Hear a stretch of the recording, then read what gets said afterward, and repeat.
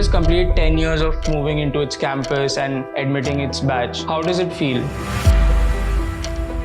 10 years is nothing in the life journey of university. It's barely begun. Sanjeev, you've often mentioned that good business are built on deep consumer insight about an unsolved problem. I know Ashoka is not exactly a business in the same way, but which unsolved problem were you trying to solve when you began to build Ashoka? It's very personal, very for me. Okay. So when I was in school, I qualified for admission to the IIT. But when I went for a medical test, it turned out I was partially colorblind. How do you think the Ashoka journey has transformed you as a person? I've learned to be more patient.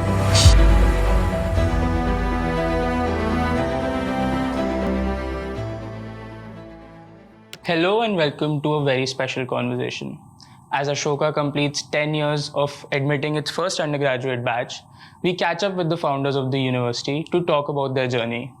We have already talked to Ashish Dhawan and Pramatraj Sinha. Today we have with us here Mr. Sanjeev Bikhchandani. Thank you for taking out the time. Hey, thanks for coming over.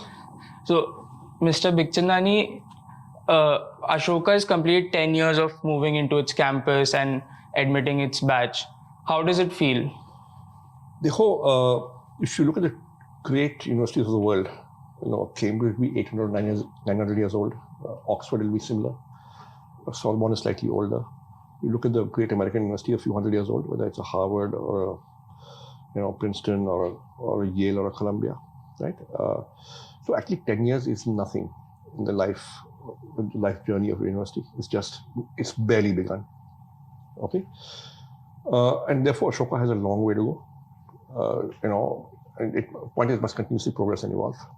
So yeah, 10 years is okay, but we carry on. Sanjeev, you were against the name of Ashoka, and you were also against naming the fellowship as the Young India Fellowship. Why? So I wasn't against, that's putting it strongly. We were brainstorming names, and I did not think they were the best choices. But look, naam banane se hota hai. So ab to naam ban gaya hai. Now it's a great name. Yeah. Right? And that's fine. So Ashoka, I thought, would get confused because there's several other things that are called Ashoka. Okay. Of course, now Ashoka University dwarfs all of them, so it's okay. Right? So there was the Ashoka Fellowship, which already existed. And I had said that why call it Ashoka when there's Ashoka Fellowship, but everybody else liked Ashoka. So I went to the consensus. Young India Fellowship. You see, there was a brand of innerwear called Young India, which used to be at present TV. I said, Young India, I'm not sure. We'll get confused for the innerwear. But as it happened, it did not. So it's fine. Sanjeev, you've often mentioned that a good business are built on deep consumer insight about an unsolved problem. I know Ashoka is not exactly a business in the same way, but in which unsolved problem were you trying to solve when you began to build Ashoka? Okay, it's a long story. Yeah. Okay. And it's a very personal journey for me. Okay. So when I was in school, I qualified for admission to the IITs. Right? But when I went for a medical test, it turned out I was partially colorblind. Right? Now, the doctor there said, it's okay, you can join, some careers be close to you, some departments very close, but you can join, it's okay. But for the first time, I sat and thought. Until then, I was doing what was expected of me, which is, all good boys studies, all boys school, all good boys study science, right? And all good boys study science, and then either try for medical or for engineering. And engineering meant in those days higher. Yeah. Now I had done that number and I had qualified, and I got into IIT, and then I said, Delhi? I could have got Delhi. I mean, I didn't have a great rank, but I would have got something, right? But I, for the first time, said a thought, because until then I was not thinking.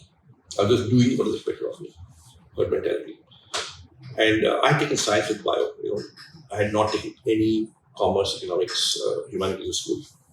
So I didn't know very much about art subjects beyond class 10. My history, whatever I studied. But for the first time, I sat and thought, because now I was in a dilemma. That I have this slight disability, which might impact my academics and my career. And I said, why do I want to be an engineer? And when I thought about that for 2-3 weeks, and I introspected, I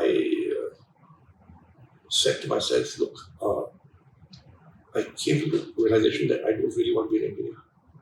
I just want to be an IIT. Okay. Right? So I was joining a club, a tribe, and I was chasing a brand. I wanted that validation endorsement. Did I know what work an engineer did? Answer is no. Would I be passionate about it? I don't know. I was good at physics, chemistry, and maths. And so I could study and write and clear an exam. That was my competence. Okay. And then I got admission to St. Stephen's College to study economics. And I said to myself, ये भी brand है, ये भी club है, ये भी tribe है. I don't know what economics. I done science with okay. And I said to myself, why should I spend 4 or 5 years studying something I'm not passionate about when I can spend 3 years studying something I know nothing about? Right? So on that specious logic, I decided to chuck up the IIT admission offer, and I went into St. Stephen's. Okay. You know, when you're 17 or 18, you're not clear about what you want to do. You have some vague notions. You have some stupid ideas. So, but I actually have a stupid idea. Okay, it's very, very unusual for somebody to talk about idea which moved to Delhi University. But I did that. Yeah. And when I went to DU, after 3 months or 4 months, I became my career. Because Delhi University, I felt, was a reasonably, not very hardworking place. Okay, and I had been to a school where it's not that there were studies. Okay, you went to school to study. Okay. Right. You went to St. Columbus. I was in Columbus, and in those days, St. Columbus was arguably the best school academically in the country. Okay. It was tough on both academics, character building, discipline. You used to get caned if you didn't do all the work, stuff like that. Of course, it's not a thing around of today, but that's what used to happen then. Corporal punishment was the order of the day. It was part of the course. And coming from that into a completely laissez-faire kind of system like DU, although St. Stephen's was different from the rest of DU. Yeah. But even so, it's not immune to the rest of DU. Not isolated in many ways. Right? And anyway, life went on. I was there. I finished college. I took a job, then I went to IIM. So life went on. So my career was going satisfactorily. So I forgot about it. Right? But I remember passing out of Delhi University, saying, this academically could have been so much better. Okay? This whole business of 12 months academic year or 10 months academic year, and you can study in the last 2 months and get your first division and do nothing for the first 6-8 months, and it's okay. Yeah. And that was kind of, I enjoyed myself when I was doing it. Okay, I made friends, I partied, all that. But I knew that, look, this is not academic excellence. Yeah. Right? What was going on in Delhi University compared to an IIT. Life went on. Worked 5 years, did my MBA, became an entrepreneur, launched Mockly, all that happened. Around 2004 or 2005, I bumped into somebody who'd been a year junior to me in college at a conference dinner. And I said to her, hey, what are you doing? And she told me, I went to D school after college to do an MA in economics. And post that, I'm teaching economics in such and such college in Delhi University. And so I asked her, really, kya padha rahe ho? The syllabus has not changed since 1980. I said, really? She said, it's the same syllabus. I said, you mean new economic policy aa gayi hai? तुम आप पढ़ा नहीं सकते? हम पढ़ाते हैं class में, लेकिन एग्जाम में आता नहीं है. I said, Soviet Union has collapsed, communism has collapsed, communism has retreated. आप पढ़ाते नहीं हो? पढ़ाते हैं, but एग्जाम में नहीं आता है. rattle of 5, 6 other things. So really, I said, wow, okay. I said, why does the syllabus not change? He said, no, there's a curriculum committee of 14. I'm on it. 4 of us want to change it, but 10 don't want to change it. So I said, why is that? He said, oh, to teach new stuff, you have to learn new stuff. And enough people are not keen on that. And the teachers are unionized. Oh. So, change doesn't happen easily. So anyway, I said, pity, not my problem. Company went public. All that happened. I went to the UK and I went up to Cambridge. I was speaking to my niece there, who was studying there, undergrad economics. And I asked her that, show me what you're studying. She was in first year. And she pulled out a microeconomics textbook and I looked at the stuff that she was studying. And I asked her, I told her, wow, you are studying more microeconomics in your first year than I did in 3 years. She said, yes, if you do a BA in economics from Delhi University and you come to Cambridge, you join second year BA over here, right? And I said, wow, there's something wrong. Yeah. This is not okay, right? I came back and I just casually asked a friend who was in DU, says, yeah, if you come back to DU after BA from Oxford or Cambridge, you can teach in Delhi University as if you got MA. That's the equivalence. We recognize it. Okay. I said, there's something wrong here. Something's got to change, but not my problem. Right? But in 2007, it became my problem in my head. Because St. Stephen's College announced a 50% reservation with a gap of 35% in the interview cutoff from the general category to the reserve category. So a lot of the alumni were quite upset, not about the reservation, but about the gap. Yeah. And they said that, look, you please have as much reservation as you want, but you cannot have a gap of 35%. You can have a gap of 5%, 10% in your class 12. But 35% is a lot. Is a lot. And we spoke to college, TV debates, all over media, all that. I wrote an article about it also in the Pioneer newspaper, right? But nothing happened. So that's when a few people got together and said that a few alumni of St. Stephen's College got together and said that we need a new college. Okay. Right? I was among them. But, 3-4 meeting away, but no further action. Right? So I and 2 others left standing alone. And we didn't know what to do. So that's when I went to meet Ashish Dhawan. And I said, Ashish, I think it's time we need a new type of university in India. Now, around that time, I was also researching. So my children were getting to an age where they would have to start considering college. Okay. At least thinking about it. And, I had by then, we'd gone public. I had been to speak at various IITs, IIMs, various colleges all over India. And I figured that, look, Indian students are excellent, but the institutions have not evolved a lot since the 80s. Many of them. Some have, many have not. So I said, there's a gap here. I had also been to a few foreign institutions by then. Right. And I felt that, look, the institutional excellence in the best universities overseas is of a different order. And we need to, perhaps in some areas, an intervention will be required. And there was a Stephen thing going on at the same time, and that was important to me personally. So that's when I went to Ashish and said, listen, we need a new type of universities, and it should ideally be based on the US model, which is you study width and then decide your major. Yeah. Unlike the UK model, which is what India had inherited from the British, which is you choose your subject and study it after class 12. Why do you think the US model is better than the UK? Well, I just felt that life is not about a single subject silo. Life is multidisciplinary. You got to be able to join the dots across various areas. And therefore, our universities in India are multidisciplinary, but the education experience of a student is not multidisciplinary.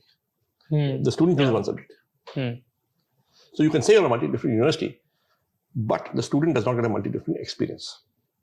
So it's important that the student gets a multidisciplinary experience. Okay, and there I felt the US model scored over the UK model, where you study 5, 6, 7 subjects in your first 2 years across different areas, and then figure out your major.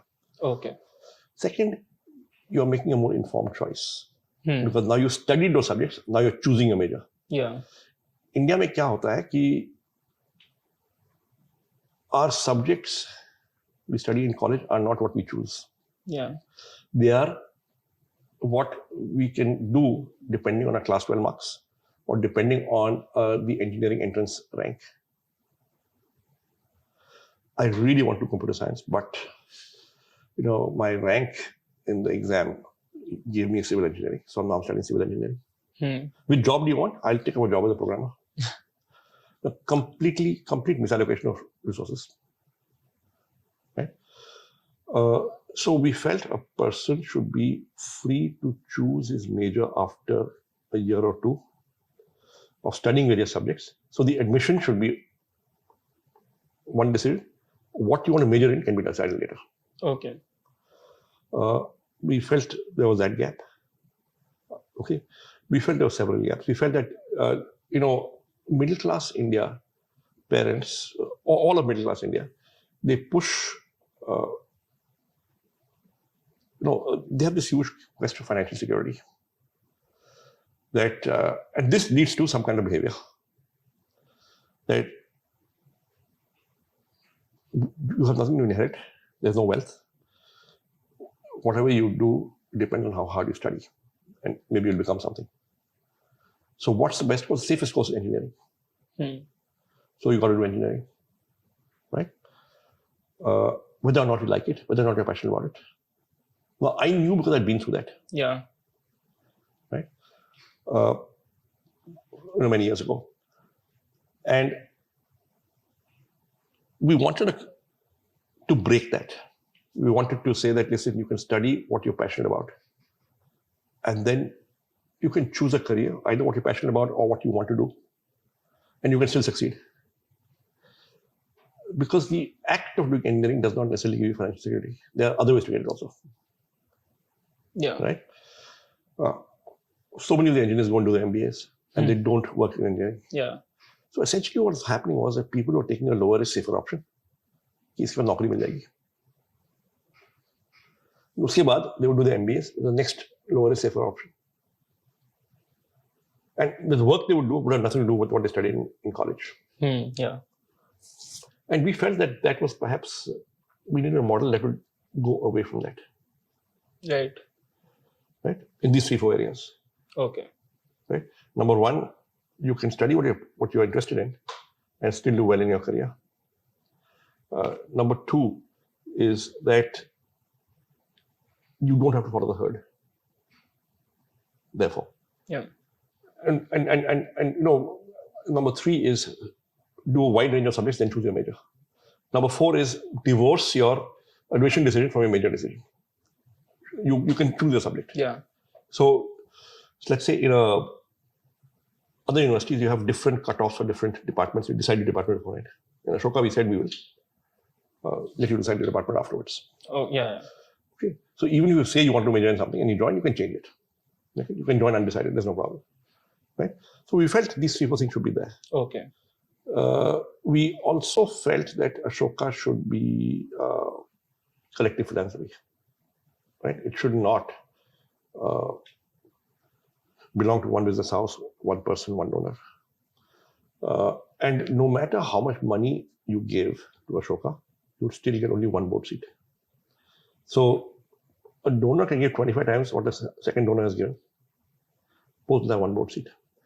Now, what that does is it ensures that there are many people on the board. It ensures that no one person has too much say. And what does that do? It ensures that the academics have independence. So Ashoka, according to me, is probably the most academically independent university in this country. Okay. And it's structural. It's structural because of this thing that no donor has more than one board seat. There are 200 donors. Yeah. Right? So this lack of concentration of power in one or two hands among the donors and the trustees ensures a very high degree of academic independence. Okay. Right. Sanjeev, tell. So there are some other things. Yeah. There are many others. Yeah. Sanjeev, so now that we've come up to why you. So anyway, so idea ये था. Yeah. So coming back, idea ऐसे आया था. So Ashish began to talk, and Ashish a good idea. And I said that, listen, I think the US model is better. I've now studied. He said, yes, I agree with you. Ashish studied in the US. Yeah. So US model का with wits and then major वहाँ उस समय 2007 में ही आ गया था. अच्छा. So then we said, let's talk to Pramath. And because he set up ISB, he knows how to set up an education institution. We don't know how to do it. So उस समय आशीष ने बोला मेरे को, how much do you think it cost? So I had no clue. So मैंने बोल दिया, I think 25 crores. So okay. So I'll put in 5, you put in 5, 10. बाकी 15 मैं पूरी दाल में बोलता हूँ 5 डाल देगा और बाकी 10 हम कहीं और से लाएंगे 2 और लोगों से. So there'll be 5 people putting 5 crores each. 25 crores हम कर देंगे. No businessman, nothing. Okay. We had no clue. Right. Ashoka right now has raised commitments of 2,500 crores and counting. So that's 100 times more than what we had first imagined. Yeah. उस समय अगर अनुमान होता कि 2,500 crore लगेंगे हम तो करते नहीं. We got scared, right? But because we first thought it was 25 crores only, we said okay, fine. Let's start it. So it was a little silly, stupid, amateurish, but that's how the beginning was made. Okay. Sanjeev, also tell us about the IIT group and the conversation. Yeah. So anyway, so हम बात करना चालू किया with Pramath. तो 2-3 meeting हो गई. Then Pramath simultaneously was approached by a group of former IIT alumni. Vineet Gupta, Ashish Gupta, a few others, right? And उनका कहना था कि भाई we need a new technology university.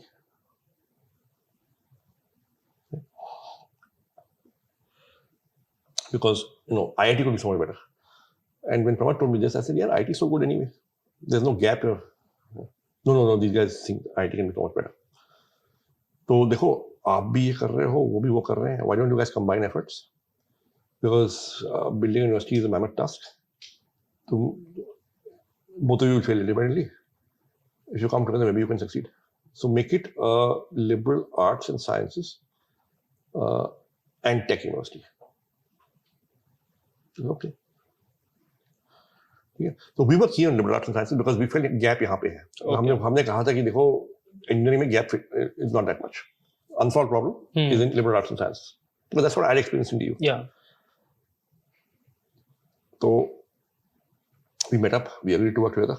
All that happened. तो हमने I think 2 साल बहुत meetings की, बहुत plans बनाए, and so on. But then the global financial crisis happened, 2009. Right. And suddenly nobody was feeling rich. So it kept getting postponed, shifted out. So eventually, we decided that if we keep postponing stuff out, we used to meet once a week, once a fortnight in Ashish's office, Chris Cap office in Oberoi Hotel in Suite 101. Yeah. Okay. And we said, yeah, just hoga nahi. We just keep on talking. Okay. So I think Kiran Karnik was there at that meeting. Ashish was there, Pramod was there, I was there, Ashish Gupta was there, Vineet Gupta was there, a few others were there at that meeting. When the idea came out that, listen, why don't we do a 1-year certificate program? जब तक university का licence मिले, approval मिले, time लगेगा, land wand नहीं मिलेगा, पैसे चाहिए होंगे, वो that's not our scene. It's kind of hard. So but we got to start something. If you don't start anything, so we'll just keep talking and opinions get away. So the idea came up. कि देखो, we want to do width and then major. Why don't you do a 1-year certificate program, which will overlay on top of your undergrad. Okay. So you've done your major, now do your width. Were there any inspirations for this? No, they did not exist anywhere in the world. Okay. It was simply, the concept was, हमको college करना है where you have width and then major. We are not an approved university. We can't give a degree. बिना degree कोई आएगा नहीं from undergrad program. So you can't launch undergrad. तो एक postgrad certificate कर लो. Okay. Right? Because there people can come. Right? You don't need to be a degree. Right? They've done their major. They've done the single subject. Now can you give them width on top? If you can, it's backward, other way around, but kya pata? It might work. Then we said, it's a risk hoga. People, if you can't ask people to pay fees for this because, it's an experiment. Yeah. Whether useful, not useful, log aayenge, nahi aayenge, will you get good quality students? Because we are clear that students have to be good, the faculty has to be good. If you get good students, good faculty, kuch na kuch jadoo, some magic will happen. Right? So Pramath swung a collaboration with UPenn for this program. So now we had credibility. And Pramath did a course outline, worked out a couple of faculty in UPenn, and we had a course outline. And we got visiting faculty. Then we said, फिर भी क्या पता लोग आएंगे नहीं आएंगे. So we will pick up donations, and we won't charge fees. And our first batch will be 50. So as a pure one-time, one-year experiment, we launched what we call the YIF. Right? Running out of a rented campus, Aurobindo Ashram, near Kutub Institutional area, with a hostel, the building in the Lal Dora area, I think Jia Sarai or Katwaria Sarai, one of those places nearby, and 50 log. And we put out saying, log aaye. And good quality building because the UPenn tha, they saw the, they saw the sponsors, the founders, they saw the faculty, they saw the course outline, and they said it's free. So now they were investing 1 year of their time, but not their money. And we got a really good class together. And then we said, the ultimate acid test is placement. What happens to people after this program? So you've got to work hard in placements, whether they go to higher studies elsewhere, whether they get a job, And the outcomes are really quite good in the first batch itself. So then we said, ek aur saal kar lo. Right? Second year, again 50 students. Then it expanded. But for the first 3 or 4 years, we didn't take fees. Okay. I think the third year or fourth year, we said, okay, this is the fee, pay what you want. Okay. Students at their discretion. Parents. Oh, yeah. Okay. And enough well-off parents said, I'll pay the full fee. Somebody said, pay half fee. And somebody paid nothing. It's okay. So we said, there is no right-hand side on the menu. Price list nahi hai. Aapko jo dena hai dena. Okay. I did not know about this. Yeah, I think 1-2 saal aise chala tha. Okay. Right? Because we said, this is what the first 2 years have to say about it. This is where they've gone. This is the course. This is this. Up to track ho gaya. But now you pay if you want to. Yeah. You don't pay if you don't want to. Yeah. It's okay. This is fascinating. I did not know about this. Okay. And that's how YIF started. Now, YIF predates the university. Yeah. Okay. It is a certificate program run by the same organization today, IFRE, National Foundation for Research and Education. Now, the good bit of this is we got batting practice. Like course, class, visiting faculty. Also, we could figure out who's a good faculty, who's not a good faculty. Okay. Because we had not hired anybody. Yeah. We had simply got a contract each time. We got student feedback. We observed them in class. What we also discovered is that there's a whole lot of faculty overseas in the best universities of Indian origin in the areas we're interested in. Social science, humanities, pure sciences. And they don't, and many of them want to come back to India, or at least have one leg in India, but they don't know where to come and work. Okay. Right? If you are an engineering faculty, the IITs are a natural home. Right?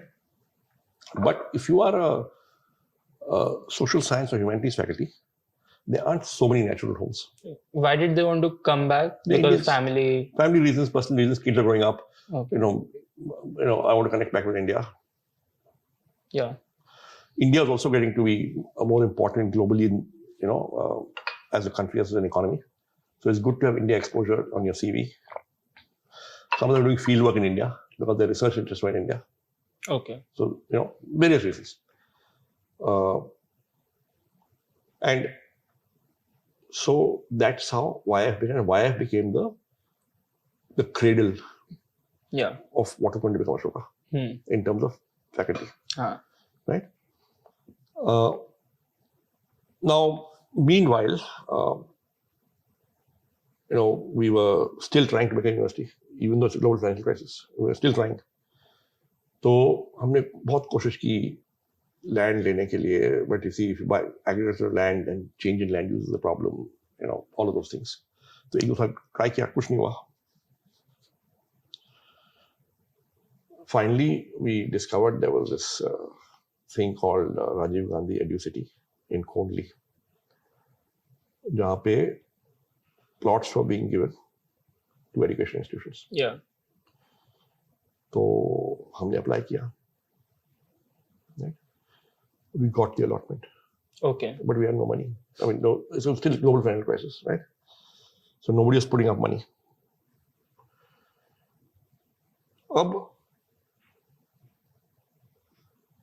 The terms of the allotment were that you have to pay 25% of the land cost before 1 year is up. Otherwise, you lose the land. Okay. Right? 2 weeks before this 1 year was to expire, I met Ashish. We had met at a dinner somewhere. There was a Yale University delegation visiting. Ashish is a Yale alum, so he got me an invite. I went. Yale president was visiting. Ashish also there. So I took him aside. I said, "Dekhiye, land जा रहा है वापस 2 हफ्ते हैं." Right? And let me tell you, my experience as a company founder, अगर ये land चला गया ना, तो यूनिवर्सिटी भूल जाओ, होगी नहीं. So क्या करें? I said, देखो, nobody is stepping up to put money. Why don't you and I step up? We'll put up the money. 25% जो है, right? The only thing is that, देखो, if you and I are stepping up, it is only 25 acres. You see, initial concept 300 acre, 1000 acre, बहुत land होगा, right, when we began. But when we saw the land prices, and they only gave us 25 acre allotment. ऐसे देखो 25 acre में you can't do engineering and humanities and social science and this and that. You have to pick one. So if you and I are putting up the money, let's just say we focus on liberal arts and social sciences. Okay. To start with. Okay. And as we expand, then we'll put do the other stuff, which is what we're doing now. Right? So I said, okay. Now, the total land was, I think, 44 crores. So 25% was 11 crores. That's some number like that. So this is 2009 or 10, I forget. And, I had whatever money I had, I sold my mutual fund, everything. I didn't want to sell company shares. Okay. Everything. I was down to now, whatever, zero almost. And I gave it, 5.5 crore. Ashish gave 5.5 crore. There was a guy called, what's his name? Devansh Sharma, I think. He used to be there in the team. He went on the last day. Last day? Last day, 1 hour before 5:30. Oh. And said, here's the demand draft. If that land had gone, Ashoka would not have happened. So last day before, 1 hour before. if I remember correctly. So very similar to students at Ashoka. You can say that. Okay. But ये last day पैसा दिया हमने. Okay. And then we secured the land. Once the land was secured, then we were committed. Yeah. And once you're committed, you work hard and make it happen. Right? So that's how Ashoka became a liberal arts university. Okay. Okay. First. Yeah. Now you add on science, you add on some aspects of technology. As we get more land, buy more land, and raise more money. Yeah. Okay. Get more founders. Yeah. Right. As it happened, some of the people who wanted technology university obviously were a little not very happy at the delay in doing technology. But this is 25 acres, itna hi paisa hai, itna zameen hai, to kya karenge? They went on to form Plaksha, some of them. Okay.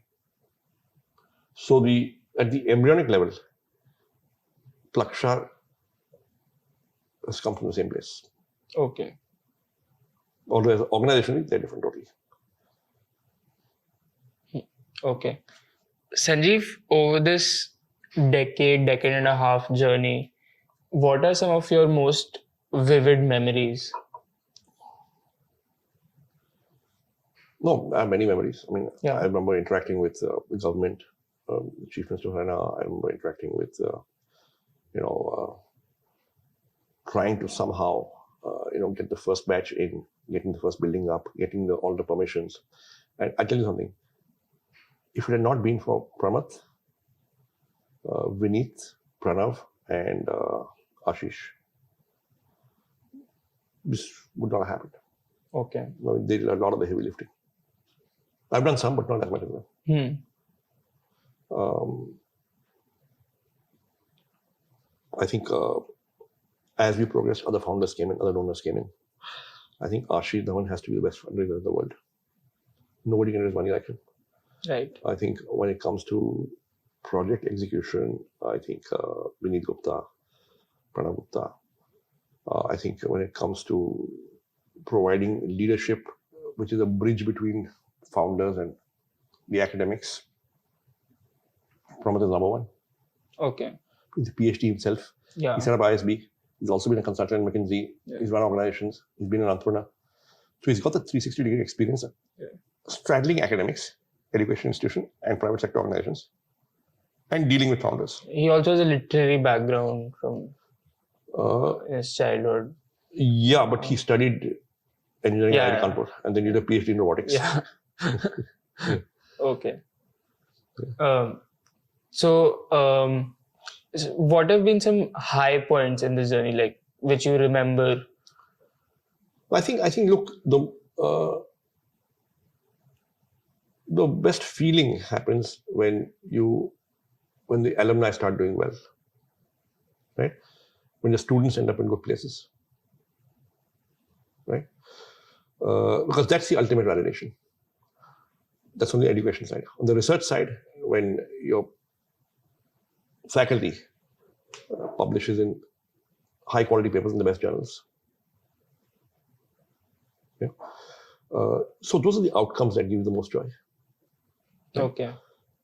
Now, if there are going to be 750 Ashoka grads passing out, how many people in your class?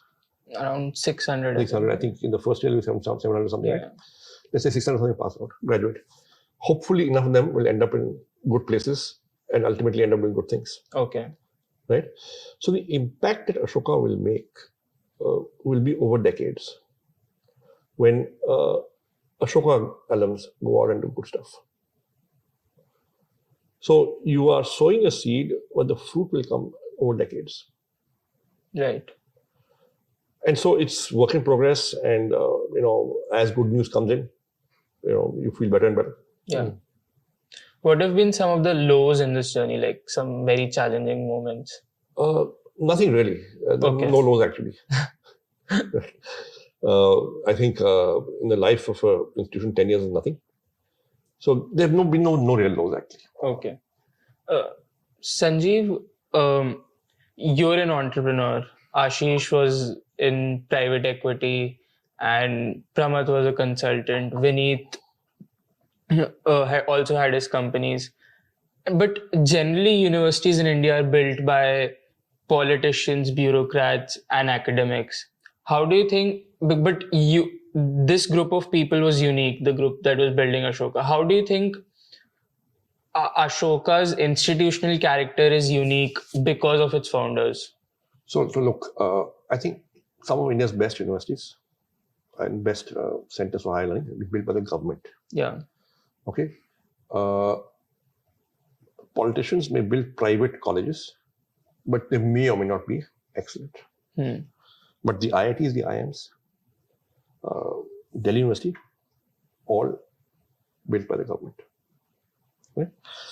There have been some examples of some really good institutions being built by business houses. I think BITS Pilani. Yeah.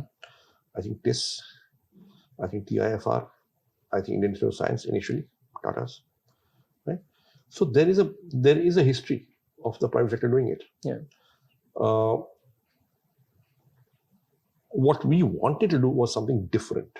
So the private sector founders, but our aim was different: solve an unsolved problem, focus on liberal arts and sciences first, liberal arts and humanities first, do it through collective philanthropy, make it self-sufficient, at the same time accessible. Yeah.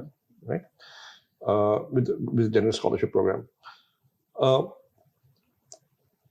So we also had, some of us, enough of our own money to give, and so that then we can attract others. Yeah.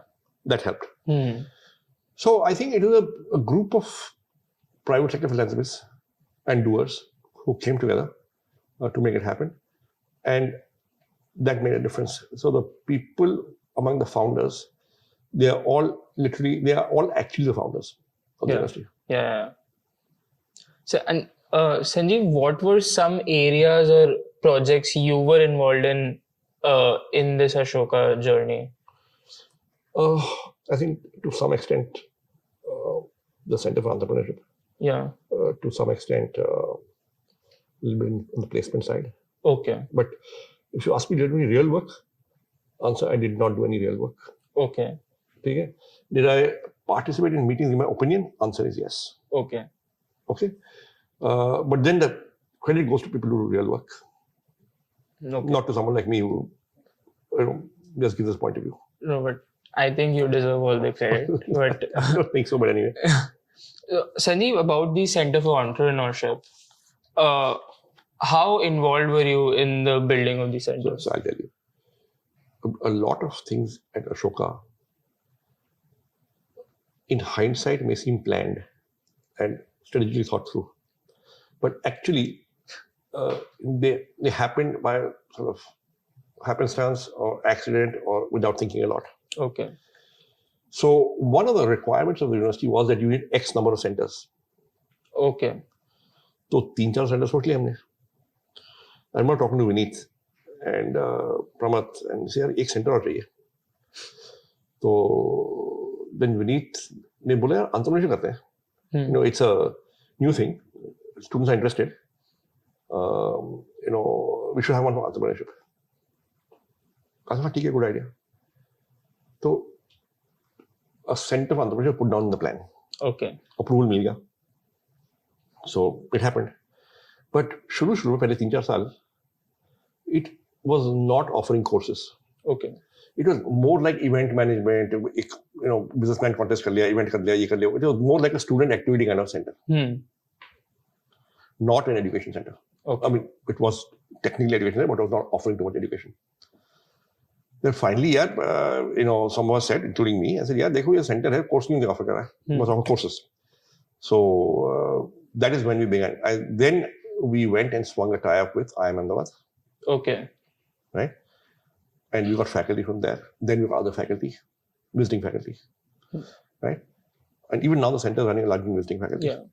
And then people from industry. And now it is offering a number of courses. Yeah. Along the way, it was felt that, see, if you analyze data, where do Ashoka graduates end up? The numbers are clear. 70% work for private sector companies. 70%. Which means अगर आपके batch में 600 हैं, तो 420 will end up in the private sector. Yeah. Working in positions that are executive or management or whatever. So we said we have to equip them with the knowledge and skills which will help them in what they're going to do after Ashoka. Right? And no mandatory courses, only all electives. And if people want to do, they can do it. And that is how these courses were introduced. Okay. And what the numbers we see is that enough people want those courses. Because this will help make them more employable in the areas where they want to work. Okay. So you've got your foundation, you've got your major, you've got whatever subject you want to study. You've also got this. Okay. In addition. That's the thought and concept. Okay. So the primary aim of the center is not to build startups in the university. No, that's very nice if you do that. Okay. But we do know कि भाई अगर 700 लोग हैं तो 10-20 people will actually build a startup. Yeah. It will not be 300 लोग startup बनाए. Yeah. And then I'm doing a startup. After Ashoka. We don't expect those numbers. If it happens, great. Yeah. But it's not likely. Okay. Is it also because Ashoka is a liberal arts university, not a tech university? Look, there's a computer science department. There's now biosciences. Yeah. So it's not as if the tech skills, knowledge will not be there. They will be there. If you go to IIT, it's not as if 300 लोग startup बना रहे हैं batch में. Yeah. Startup निकलते हैं, but people also go to IIMs, they go overseas, they do various things. Yes, the natural inclination of somebody studying history and majoring in history is not to build an app. Yeah. But the natural inclination of somebody studying computer science, for many of them, could be to build an app or do something with the hands, right? And the brains that will build something. So it's going to be to each his own. We will offer the means. Yeah. आपको करना आप करिए. Makes sense. आपको अगर कुछ और करना है, आप वो कुछ और करिए.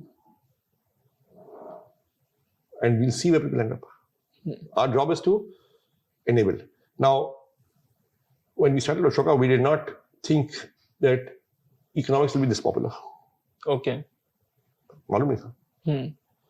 Right? You can't predict demand. At the same time, we said we will not have a economics में 50 क्लास होगी and उससे ज़्यादा नहीं होंगे. The way it is in that university. So we said if there are 300 people in a batch who want to major in economics, we can't say no to any of them, so long as they meet the qualifying criteria. The maths किया है नहीं किया है, all that. Yeah. Right? So you're a batch of 600, right? Yeah, around 600. How many are majoring in economics?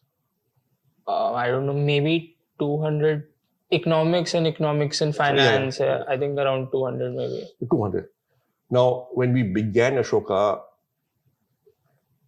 if somebody had asked me, भाई economics कितने होंगे? एक बार से 100 हो जाएंगे, 150 हो जाएंगे, 200, 600 का बैच है. आपका बैच 700 का है?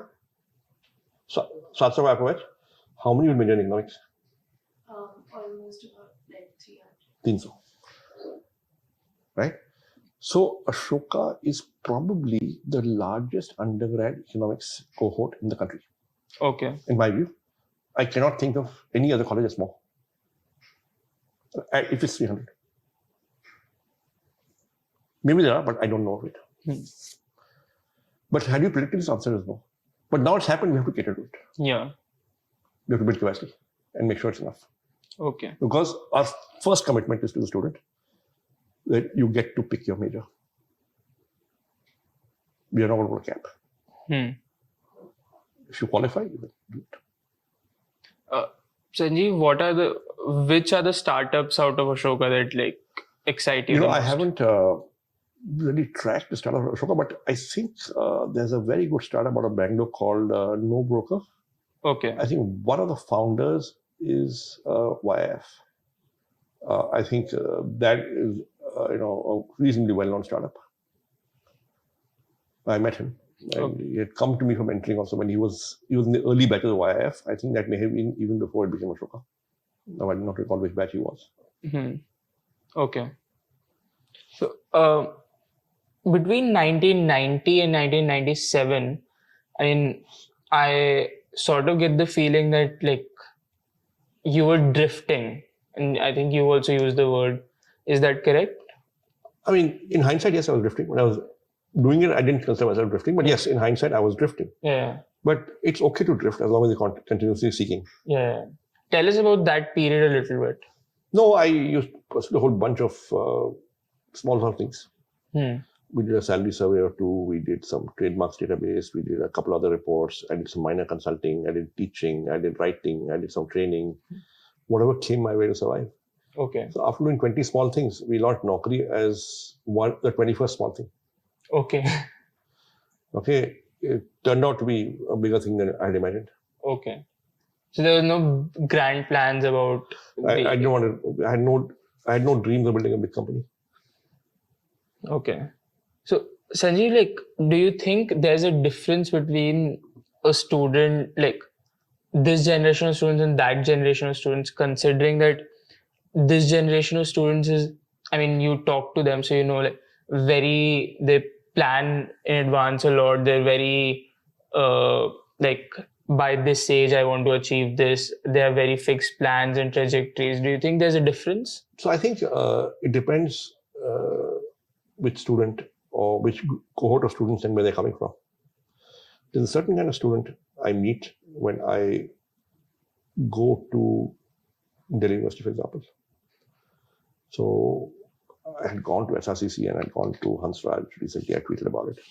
They were talking, and I meet those people. Number one, they're very large number of small town India, not from the posh parts of Delhi.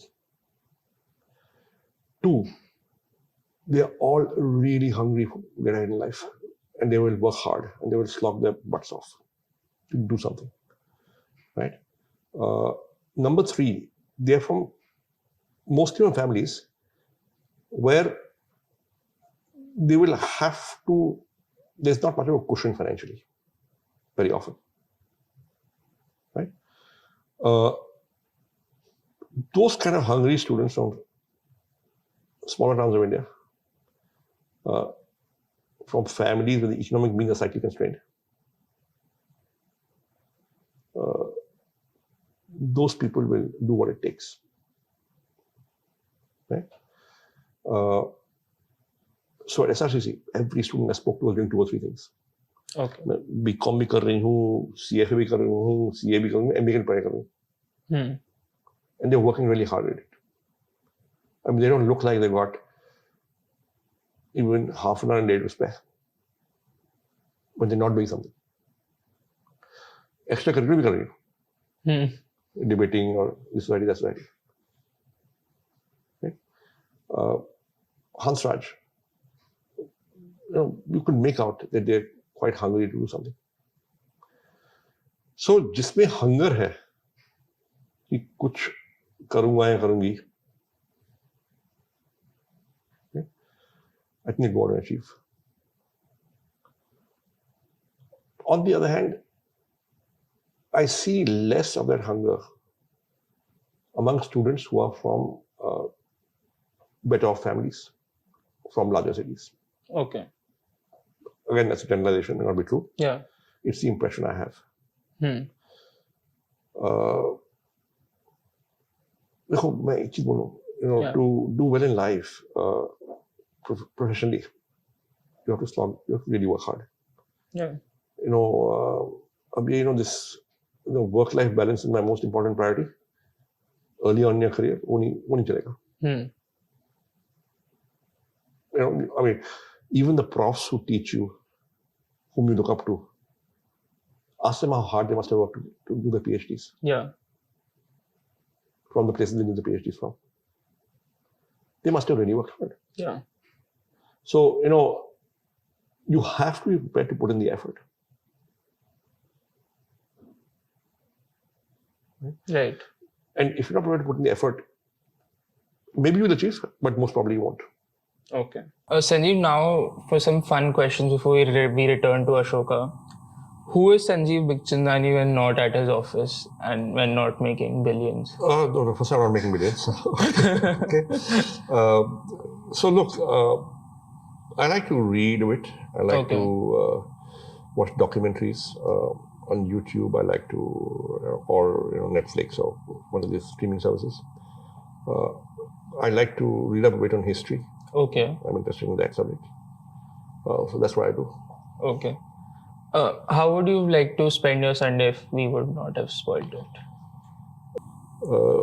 I would have hung around at home Okay. and done some reading. Okay. Actually, Ashish had a question for you. Ashish wanted to ask you, when will you finally learn how to chill and when will you finally take a 2-week vacation? When 2-week vacation is kind of hard. Okay, I can't recall the last time I took a 2-week vacation. But when I learned to have beer as fast as Ashish has it, that's when I learned to chill. But, have you had like a chugging competition? Only with Ashish, and I lost. Okay. Sanjeev, what are some books that you would recommend to... So Ashish can have a beer in 4 seconds. Oh, a pint. Yeah. Okay. A small bottle. He can have it in 4 seconds. I think he's been specially trained for it. Yale trained him for that. Sanjeev, what are some books that you would recommend everyone to read? Yeah, there's no one book or 2 books. Okay. I mean, I think I mostly read non-fiction. Okay. But now very occasionally fiction, but and very often the non-fiction I read is about history. Okay. So what are some books maybe that have influenced you personally? Okay, so there are 2 business books. Okay. One is called, one of the authors is the same. There are 2 authors for each book. One of the authors is the same. It's called Built to Last and Good to Great. Okay. Built to Last is about what makes companies and corporations endure, okay, over a long period of time. Good to Great is how does a company transition from being merely good to being great. Okay. Both these are books which are at least thought-provoking. Okay. The last show you binged? Last show I binged. Okay, so in the early 80s, there was a show telecast by BBC. Right?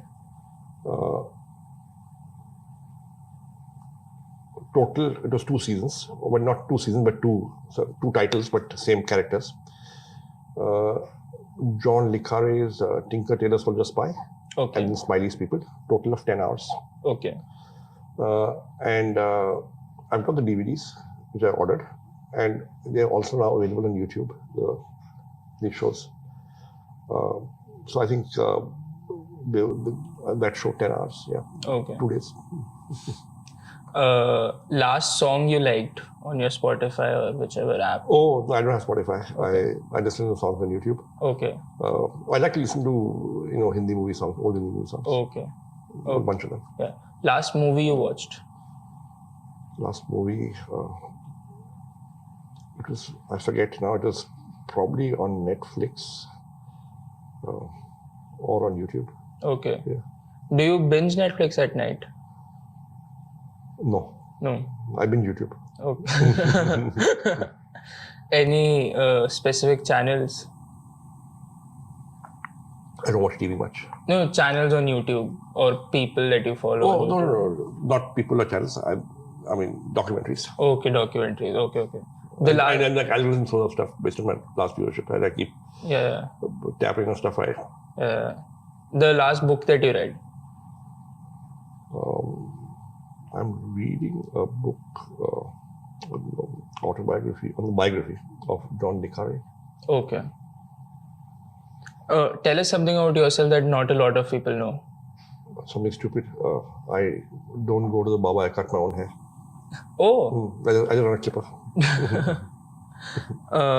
Quickly rank your favorite food outlets on campus. And sometimes I get lazy, so then hair grows too long, but then I cut it. So right now my haircut is overdue. Rank your favorite food outlets on campus.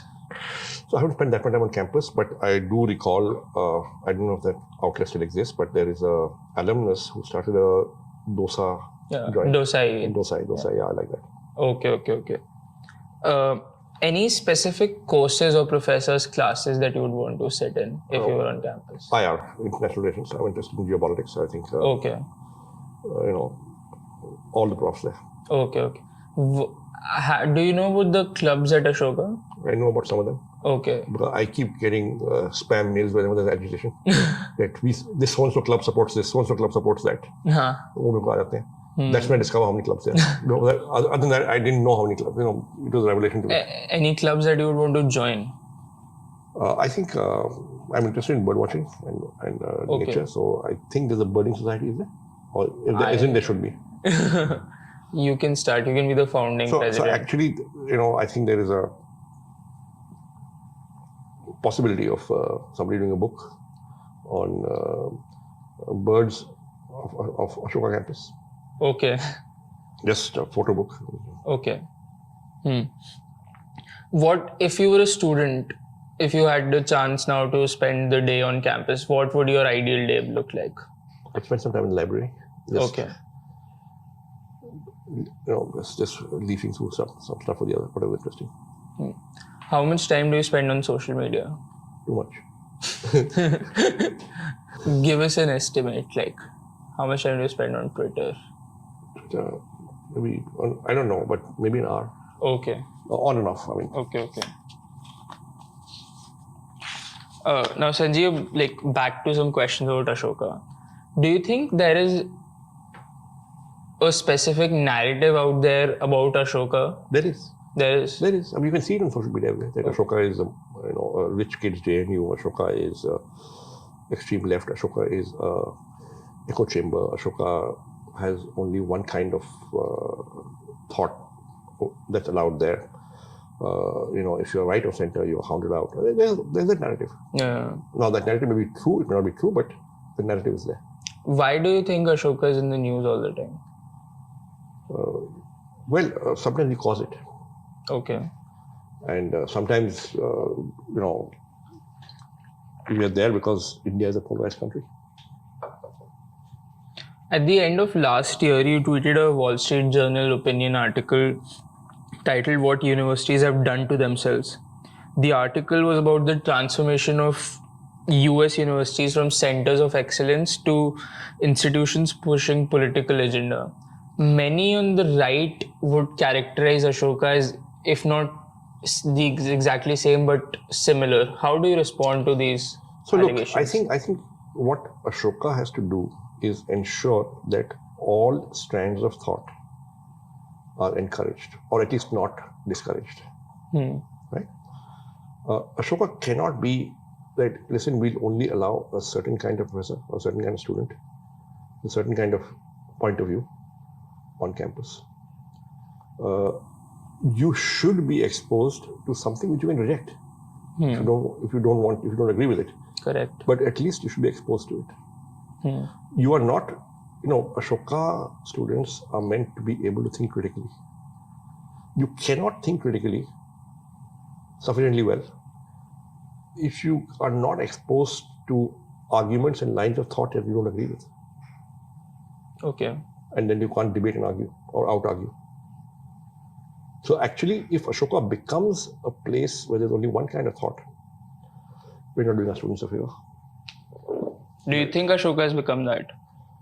I don't know. I'm not there often enough, but tell me. So I had a group of students the other day. I met them and I asked them, is there a cancel culture in Ashoka? Right? 4 or 5 said no, and 4 or 5 said yes, there is. Now, if it's a cancel culture, it's not good. Yeah. You tell me, is there a cancel culture? There is some sort of a cancel. Yeah. That's a problem. Yeah. That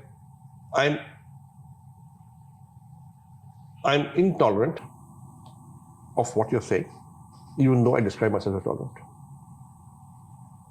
So just because I disagree with you, doesn't mean I should ask you to shut up. Yeah. Doesn't mean I should hound you. Yeah, correct. So cancel culture is a bad idea. Sanjeev, have you read the manifestos of the upcoming student elections? Actually, I haven't. You have? I you have haven't? not. I have not. Okay. I have not. But look, the fundamental point I want to make is that the purpose and the intent and the mandate of the student government is to govern student life. Okay. It is not to govern the university. For that, there's a structure. So you have faculty, you have department heads, you have department heads, you've got deans, you've got the vice chancellor on the academic side. Non-academic side, you've got the pro-vice chancellors, you've got administration departments, and so on and so forth. Then you've got a board of management, board of governors. Then you've got board of trustees. And that's how it is in the Haryana Private University Act. Okay. And somehow, somewhere, some student government members seem to have the impression that they should be running university. It's completely misplaced. Okay. So, while there's freedom of speech for all, it doesn't mean that, people are going to actually do what you're saying. Yeah. Sanjeev, if you would like to take this opportunity to talk to the people who are gonna be in student government very soon, what is one message that you want to send to them? Focus on the stuff that really matters first for student life. Okay. Focus on the quality and type of food in the dining halls. Focus on the food outlets. Focus on the sports facilities. Okay. Focus on anything else that you need to make student life better. Okay. Right? And a better experience. And work with the administration on that. That's what I'd say, because that's when you will actually deliver results, and that's where you'll actually be able to contribute. Okay. Since we're on the topic of student politics and what do you think they should be doing? Recently, there was a weeks-long protest at the campus by the Social Justice Forum. I heard that one of your classes was also disrupted by the protest. What are your thoughts on the protest? So look, I think the right to protest is there in the Constitution. It's not about Ashoka. Okay. Ashoka has rules where there are certain designated areas where you can protest. There are certain prior permissions you need to be able to protest. If you're following these rules, it's fine. But I think in this situation, I was informed by Vice Chancellor, some rules are violated. So I think that's a problem. Okay. I think disrupting a class is alien to Ashoka culture and should not happen. Right? As it happens, my class was not disrupted. Okay. Quite simply because I had given a bio break when they turned up. Okay. So I think I was taking a class from 11 a.m. to 1 p.m. I was supposed to give a bio break at 12 noon. I did not know. At 12:20, somebody pointed out, sir, bio break. So I said, okay, fine, go. At 12:22, they walked in. Okay. Right? So the class was not disrupted. But that was a pure coincidence. The class would have been disrupted if I'd given the bio break on time. Yeah. It's a hell of a thing, yeah. It takes me 1.5 hours to reach Ashoka. 1.5 hours back, 2-hour class. Right? That's 5 hours. Plus 1 hour of other meetings and so on and so forth. So it becomes a full day's expedition for me. Right? And it's like that for all visiting faculty. Now, if Ashoka students start disrupting classes, I don't see why visiting faculty should come. I've got a day job. I'm not getting paid for this. It takes me a full day. Right? And if this becomes the norm, I'll just stop coming. Okay. And so will other visiting faculty. So if you want to drive your visiting faculty, do more of this. Got it. But Sanjeev, on the more substantive issues that the protesters brought up, one of the allegations was, so the data that Ashoka University itself submits to the government, it says that only 7% of the undergraduate batch comes from socially challenged background, that is SC plus ST plus OBC. There are allegations that Ashoka as a space is very difficult makes people from marginalized communities and castes find it very difficult to enter the space and to thrive in it. How do you respond to these allegations? No, I think I have personally been suggesting for several years now that you have to have a special outreach program to get a larger number of high quality students applying from disadvantaged communities. Okay, so we don't need to go to a Sri Ram school or a Vasantari school to make a presentation. Those kids are going to apply anyway. They know about Ashoka. We should spend that time going to schools which have students from disadvantaged communities. I've been saying it for a long time. Desert 25% Haryana quota. We should do 400 presentations in schools from Haryana to make sure you get enough local students. I'm not sure we do that. We need to have a financial aid program for people from disadvantaged communities who are economically challenged. Okay. Number one. Number two, what I gather, feedback we had from the Vice Chancellor and the Pro-Vice Chancellor, who had long conversations with the protesters, is actually the students are upset. Students from these disadvantaged communities are upset about the treatment they get from the other students. Okay. Not the students, not what the university administration does. It is how other students treat them. Okay. So there is great need, in my view, for sensitization of the larger student population on how not to talk to people. How not to talk to people. Okay. Because this came out clearly. And we had a long meeting with the Vice Chancellor about this. Okay. What do you think? So if the issue is, what I gathered is less about the administration, admission policy, and more about how they're treated inside by other students. Okay. That's completely new to me. That's what they told the Vice Chancellor and the Pro-Vice Chancellor, and that's what was communicated to us. And we got into it in depth. Okay. So this is the case. At least that's what they've told the Vice Chancellor and the Pro-Vice Chancellor. How do you think we should go about solving this problem? There needs to be greater cultural sensitization of the larger student body. Okay. See, it's like this. Even if 80% of students treat them properly, if the 20% who don't can mar the experience. Yeah. Because even one caste slur can ruin 3 months of a guy's mindset.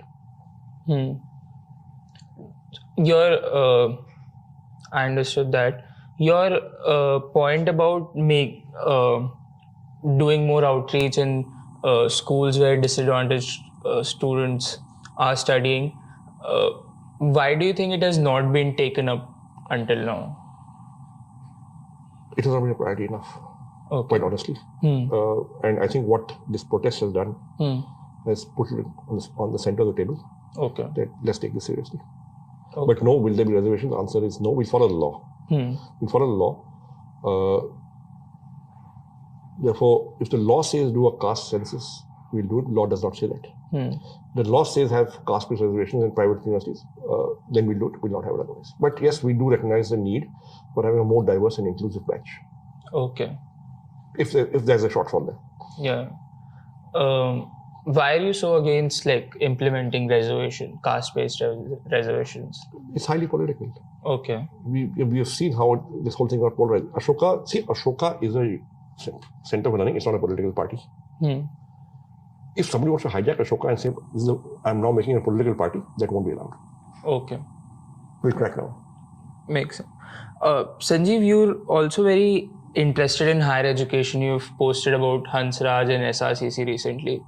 What do you think Indian public institutions have done which maybe Ashoka has not been able to achieve till now? See,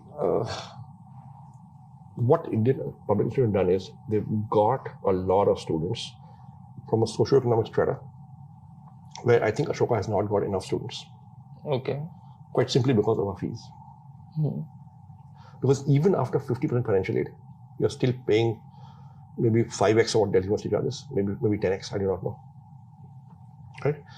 That makes some of those students who will get an SRCC and Ashoka prefer SRCC. Yeah. Right? And many of the students are really hungry and hardworking. Okay. And they will become big achievers in life. I'm not saying Ashoka students will not. All I'm saying is that's what Delhi University has done unknowingly, simply by the act of charging the fees they charge and having so many seats and having that much demand. Yeah. So Will this be like... So pricing is a function of demand and supply. Yeah. In this case, because the pricing is set,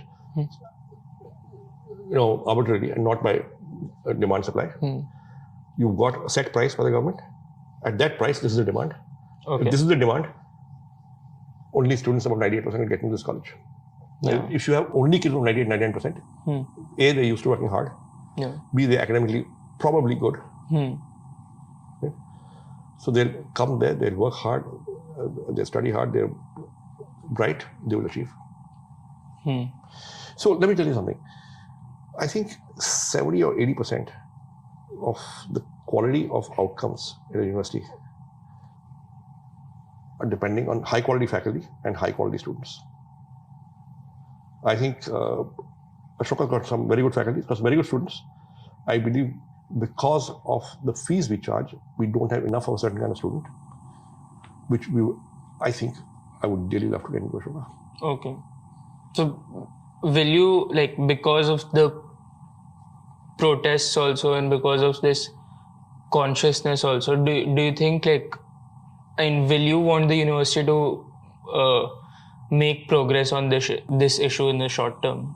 Well, short term, medium term, yes. Okay. That's a constant conversation. But this conversation going on for years, even before the protest started. Okay. Sanjeev, now, I mean, coming to the end, where do you see Ashoka in the short term? And I mean, you've built institutions, you know how institutions grow. And realistically, where do you see Ashoka in the next 5 years and in the next 20 years in the long run? So if I go back to what were I would say the conceptual pillars of Ashoka when we first began to conceive Ashoka. Okay, it was first that, look, it be liberal arts and sciences, liberal arts and humanities, and sciences to start with. Then we'll go into other areas because we felt there was a gap there. Yeah. We felt that academic excellence was going to be a big deal at Ashoka, both in teaching and in research. So get great faculty, get very good students, create an environment where they work hard, and and good faculty will work hard anyway, and good students will want to work hard as long as the environment is good. Okay. So create that environment, and some magic will happen. 3, it has to be collective philanthropy. Should not belong to one person. Therefore, academic independence is ensured. 4 is it has to be fully residential, immersive, 24/7. That's really important. Okay. Right. 5, we said that it has to be financially sustainable beyond a point, which means you charge the fees you charge, but at the same time make it inclusive by having a generous scholarship program. So admission is on merit. Yeah. Scholarships are on need. Right. So we said to ourselves that no student who's been offered admission to Ashoka should not attend because he can't afford the fees. He or she can't afford the fees. So Yeah. it has to be that kind of financial aid program. Yeah. So these are some of the founding sort of principles which we went with. We said width first and then major. Yeah. Instead of having one side, we said that students should be able to study the subject they want to study and still get a good career at the end of it and do what they want to do. Right? The ability to think critically is very important. Yeah. Okay. There are 8, 9 founding principles. Now, we therefore feel we've come a long way on this. We've achieved a fair bit, and I expect we'll go ahead much further. Okay. On the same principles. Okay. Great faculty, great students. Yeah. Working towards a common purpose. Okay. But ultimately, look, 25, 30, 50 years from now, we think there'll be a much, much larger alumni representation on the board of trustees. Okay. Because ultimately, it's the alumni who have the largest stake in the business, in the university. And they will protect and defend Ashoka and its reputation and legacy the best. Okay. Right now, it's the founders and donors. But 25, 30 years from now, it'll be alumni. So gradually the founders will be phased out. I mean, so this is not, you don't get a board seat by inheritance. Yeah. Okay.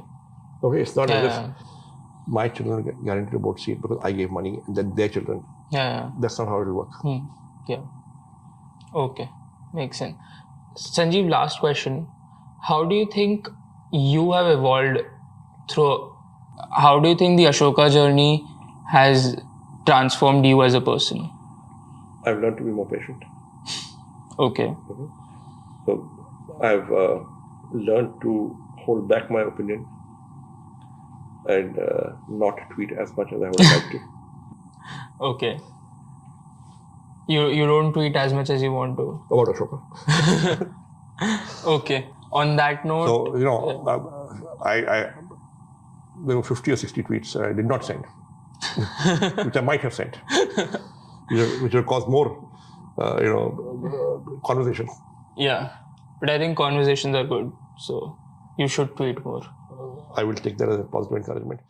On that note, I think we can end. Thank you, Sanjeev, for taking out the time.